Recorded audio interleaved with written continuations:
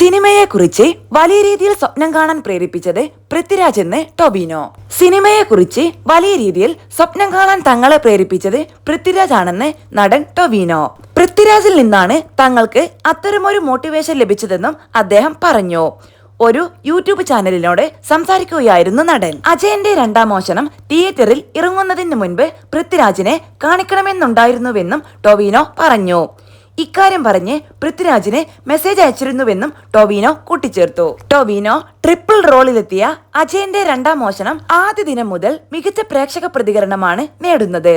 നവാഗതനായ ജിതിൻലാൽ സംവിധാനം ചെയ്ത ചിത്രത്തിന്റെ തിരക്കഥ നിർവഹിച്ചിരിക്കുന്നത് സുജിത് നമ്പ്യാരാണ്. മാജിക് ഫ്രെയിംസിന്റെ ബാനറിൽ ലിസ്റ്റിൻ സ്റ്റീഫനും UGM മോഷൻ പിക്ചേഴ്സിന്റെ ബാനറിൽ ഡോക്ടർ സക്കറിയ തോമസും ചേർന്നാണ് 5 ഭാഷകളിൽ റിലീസ് ചെയ്യുന്ന ഈ 3D ചിത്രം നിർമ്മിച്ചിരിക്കുന്നത്. തമിഴ്, തെലുങ്ക്, മലയാളം ചിത്രങ്ങളിലൂടെ ശ്രദ്ധേയരായ കൃതി ഷെട്ടി, ഐശ്വര്യ രാജേഷ്, സുരഭി ലക്ഷ്മി എന്നിവരാണ് ചിത്രത്തിൽ നായികമാരായി എത്തുന്നത്.